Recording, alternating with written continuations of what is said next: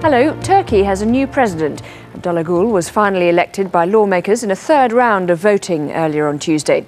His bid for the presidency had caused months of controversy, with opposition groups accusing him of having an Islamist agenda.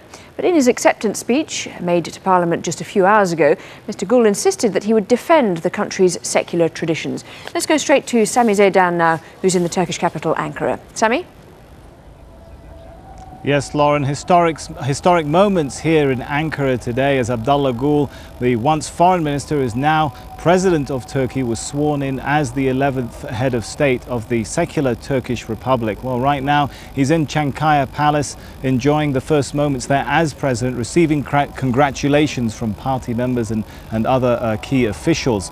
But it has been a campaign that was mired with controversy, objections from the army to his first attempt to get himself through Parliament, led to early elections. But he's finally made it, and you can't help wondering if he ever thought that that title would come at the end of it, Mr. President, when referring to Abdullah Gül. Well, in his inauguration speech, he promised to bring neutrality to the presidency, unity to the country, and respect for secularism. Well, we now can get more details on the day's very important events from Barnaby Phillips. Salonuna teşrif etmektedirler. It's been a long walk to the presidency for Mr Gül. But today, in Parliament, finally, the prize was his.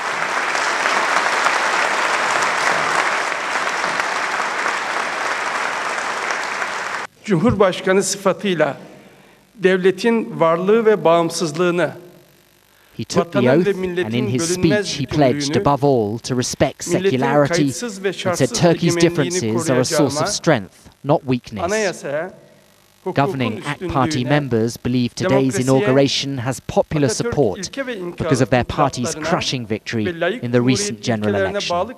People of Turkey, of course, in this election, 22nd of July, voted for AK Party's economic success and EU reform process that the party has been very successful. But also they voted for Mr. Abdullah Gül to become president. Victory in this election in Parliament today was always a formality. Now it's the hard work that begins for Mr Gül. He has to convince all the people of Turkey that he is a suitable president. He has to reach out to all the different factions in this country. The scattered empty seats in Parliament are because the largest opposition party boycotted today's vote.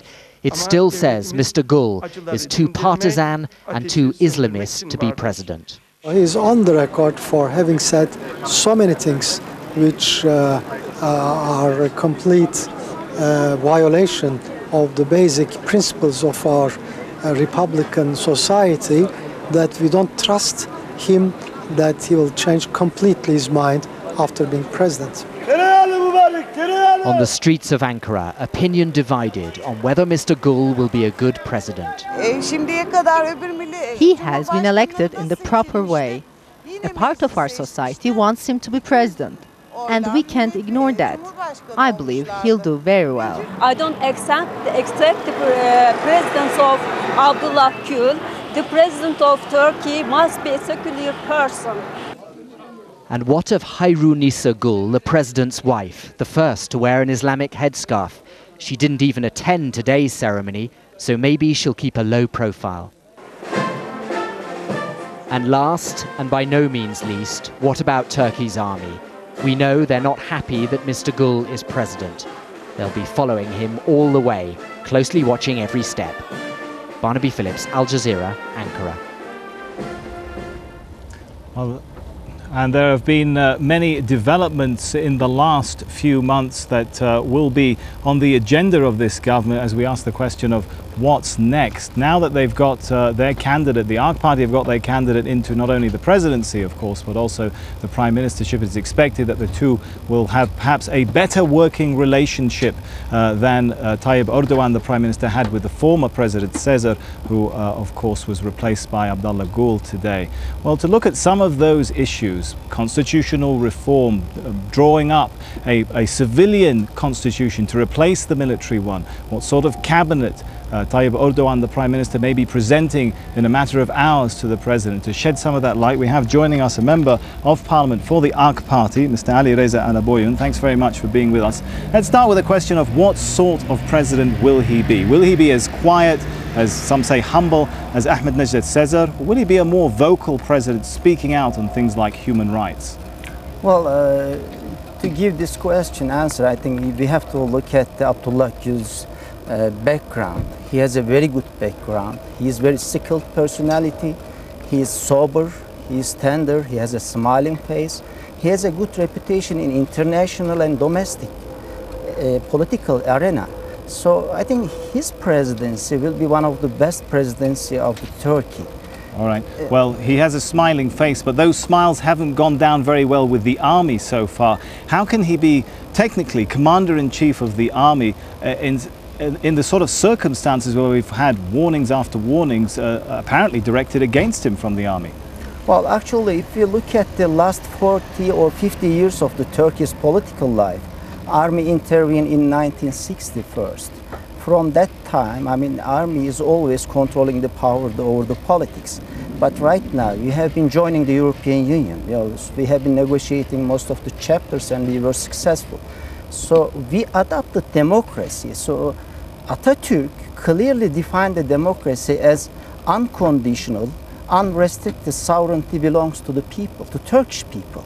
So that's why army and other institutions also will learn the democracy, because our democracy is a crawling democracy. We have to develop it. It is our duty. So that process of perhaps taking power away from the army will continue. Let's talk about some of the other issues that may come up, especially since you're drafting a civilian constitution. You have grassroots pressure to try and redefine what actions, religious actions, are banned in public. Shed some light for us on what you may do. And will you try and reach a situation where, for example, ladies who wear headscarves are allowed to attend public universities, allowed to get jobs in the public sector? Well, as I said, you know, in 1960, most of the constitutions are written under the pressure of military. So we didn't have a civilian constitution since then. So for the first time in Turkey's history, a civilian constitution has been drafted right now, and we have been talking about more liberal and giving more freedom of speech, freedom of choice, freedom, I mean, the university. So we have been banning those girls not having an education. Educational right is human rights.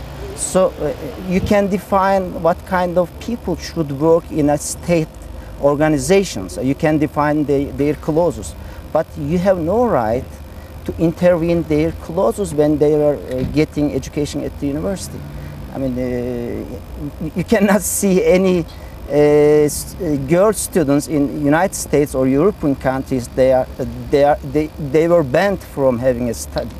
I mean, this is not good things. I think we have to make progress. We'll have to leave it there. Ali Reza Alaboyun, thank you very much for joining us, member of the AK Party.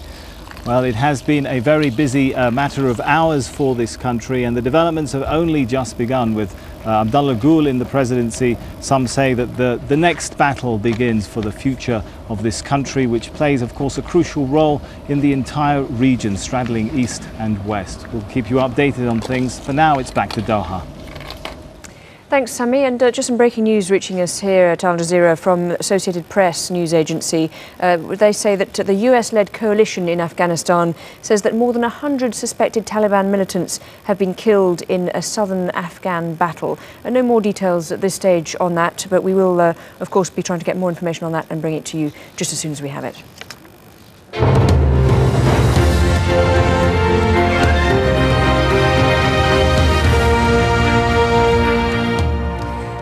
Pilgrims have been ordered to go home early after 2 days of deadly clashes at a religious festival in Iraq. At least 26 people have been killed in the Shia Muslim holy city of Karbala. Barbara Serra reports. The violence that's enveloped Karbala for the past 2 days shows no sign of letting up, and the death toll is now in the dozens. More than 1 million Shia pilgrims from around the world had gathered in the city for a religious festival, but many of the worshippers were left running for their lives.